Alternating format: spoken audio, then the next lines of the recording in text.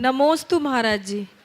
महाराज जी, मेरा प्रश्न ये है, कुछ दिन पहले मैं एक लेडीज से मिली थी, तो उसने मुझे बताया कि ये पंचम काल में मुनिराज को ढोकना मारना पूजनीय नहीं है, नरक का बंध का कारण है। जैसे उल्टी हंडी में पानी डालो वैसा है, खुद भी नरक में जाएगी और वो भी नरकगामी। एक नरकगामी तुमको कैसे धर्म के मार्ग में लगा सकते हैं, इसका शंका समाधान करें। उनका मतलब तो यह है कि मुनि महाराज नरक जाएंगे, वो लोग स्वर्ग में राज करेंगे। ये उनके घर का आगम है। ऐसी मनगढ़ंत बातें करने वालों की बातों को कोई तवज्जो नहीं देना चाहिए। ये दुर्भाग्य है कि हमारे समाज में कुछ ऐसे लोग हैं जो इस प्रकार का जहर समाज में फैलाने का काम करते हैं। हमें ऐसे लोगों की बातों को सिरे से खारिज करना चाहिए। आगम की ये वाणी है कि पंचम काल के अंत तक मुनि मार्ग ऐसे ही प्रवर्तित होता रहेगा और जिन शासन की इस परंपरा को यहाँ तक अगर लाने का श्रेय किसी को मिलता है तो आचार्यों और मुनियों की परंपरा को ही मिलता है। अगर मुनि नहीं होते तो तुम लोग सब अनाथ हो जाते। ऐसे लोगों को सोचना चाहिए कि आचार्य कुंद कुंद भी एक मुनि ही थे, एक आचार्य थे और पंचम काल में ही जन्मे थे। और आचार्य कुंद कुंद से लेकर आज तक इतने महान महान आचार्य और मुनि हुए हैं जिनके लिए कहा जाता है आचार्य जिन सास नोन्नति करा। आप रोज बोलते हैं, अरे हम क्या कहें, होली के मूर्ख सम्मेलन की बात की तरह से देखना चाहिए। इसके अलावा और क्या? जिनको कुछ पता नहीं, आगम का ज्ञान नहीं, वे क्या करेंगे? आगम तो कहता है कि पंचम काल के आखिरी समय तक मुनि बनेंगे। अगर तुमको कहते हो कि मुनि नहीं होते तो तुम बन के बता दो, हम तुम्हें फॉलो कर लेंगे। बनो तो देखे कैसे बनते। ये कैसी धारणा? एक मुनि जो पूरे जीवन त्याग तपस्या संयम साधना के साथ बिताते हैं, उनको नरक भेज रहे हैं और अस्पताल में खून चढ़वाने वाले स्वर्ग जाएंगे, मोक्ष जाएंगे।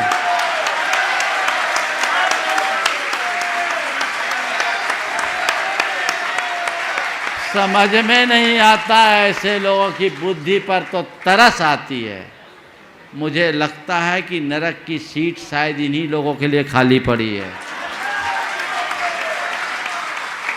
जो जिन शासन की इस तरह से अवहेलना करेगा वो जीवन में कभी सलामत नहीं रह सकता। आचार्य कुंद कुंद कहते हैं अद्य वितिरियन शुद्धा अप्पा झाऊन लहद इंदत्तम लोयंती देवत्तम तत्थचुदा निब्बदिम जंती। इस पंचम काल में भी रत्नत्रय से शुद्ध मुनिराज अपनी आत्मा का ध्यान करके इंद्रत्व को प्राप्त करते हैं, लौकांतिक पने को प्राप्त करते हैं, देवत्व को प्राप्त करते हैं और वहाँ से च्युत होकर के मोक्ष को प्राप्त करते हैं। यह मुनि की जो मुद्रा है ना, ये मुद्रा कोई साधारण मुद्रा नहीं है।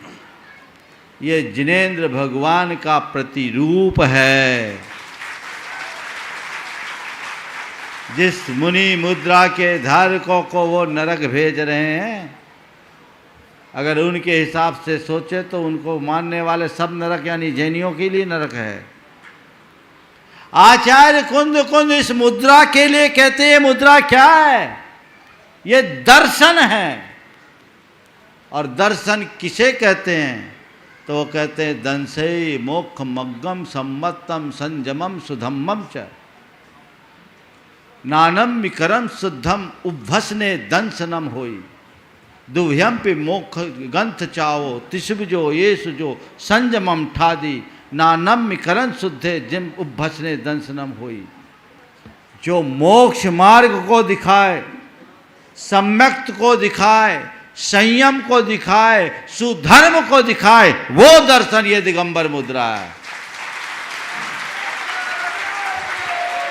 इस दिगंबर मुद्रा के दर्शन से सम्यक दर्शन हो जाता है।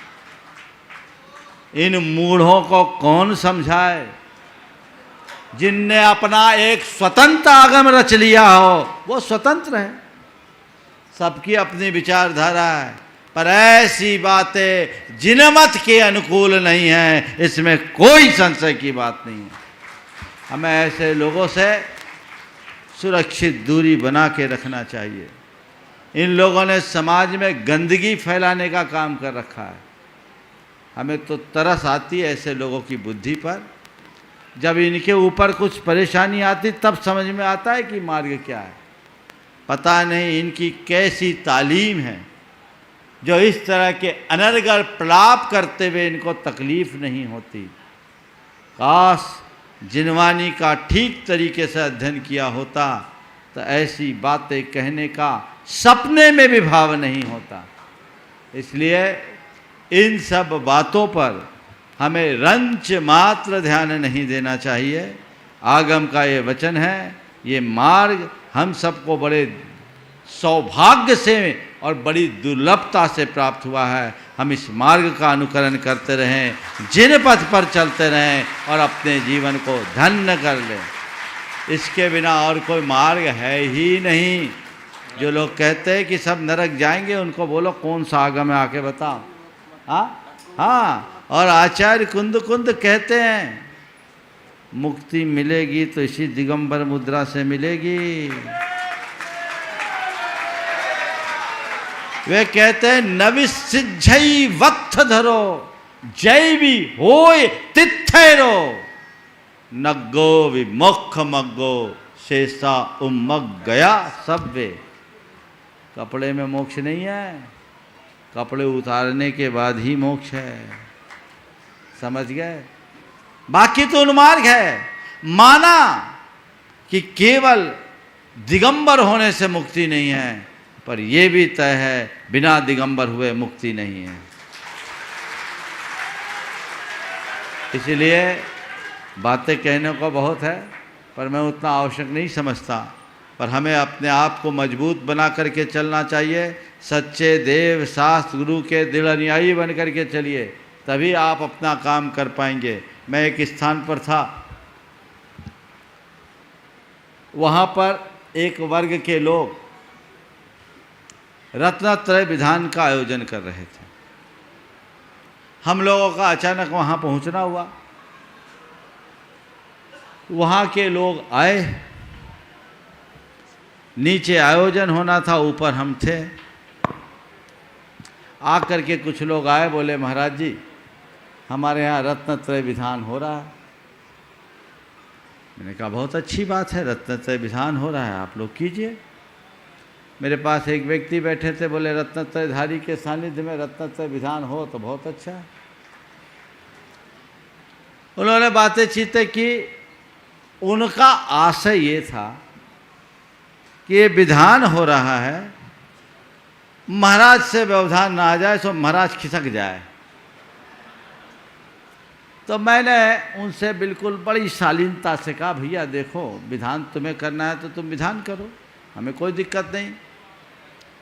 और तुम यदि हमें आमंत्रित करते हमारी गरिमानुरूप तो हम उसके लिए विचार करेंगे, पर तुम आमंत्रित करने के लिए तो आए नहीं हो, सूचना देने के लिए आए हो। तो हमने सुन लिया, तुमको विधान करना है तुम विधान करो।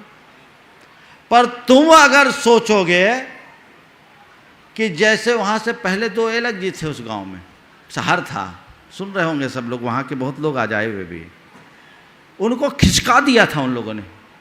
हम बोले हम तो ऐसे खिसकने वाले नहीं हैं। अब ये संदेश समाज में गया, पूरी समाज की बैठक हुई, पूरी समाज एकत्रित हुई, और एक व्यक्ति ने कहा भैया रत्नत्रय के धारी के सानिध्य में तुम अगर विधान नहीं करते तो क्या कागज के पन्नों का विधान करोगे, किसका विधान करोगे? फिर समाज ने कहा जो लोग हमारे सच्चे देव शास्त्र गुरु को नहीं मानते हम उनको मान्यता नहीं दे सकते।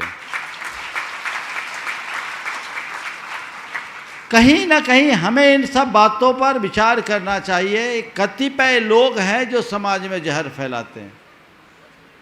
ये कैसा उपदेश कि मुनि को मानोगे तो नरक चले जाओगे, भ्रमित करने का कुप्रयास। तुम्हारी जैसी आस्था और मान्यता है तुम करो, तुम्हें कोई कुछ नहीं बोलता, लेकिन इस तरह की गंदगी फैलाना समाज में कतई स्वीकार्य नहीं होगा और ऐसे लोगों से सावधान होना चाहिए। ये जिन मत के अनुयायी की बात नहीं हो सकती, ये किसी पंथ या मनगढ़ंत बात की पुष्टि का आधार है। हमें इन सब बातों पर पूरा ध्यान रखना चाहिए, इसलिए इनका ध्यान रखें। फिर वहाँ विधान हुआ, रत्नत्रयी विधान हुआ, समाज ने कराया। 3 दिन में पूरी तैयारी करके भव्यता के साथ विधान कराया और बता दिया रत्नत्रयी क्या होता है। तो ऐसी बातें हैं, कहीं भी ऐसी बातें हों तो उस पर हमें बहुत ध्यान रखना चाहिए।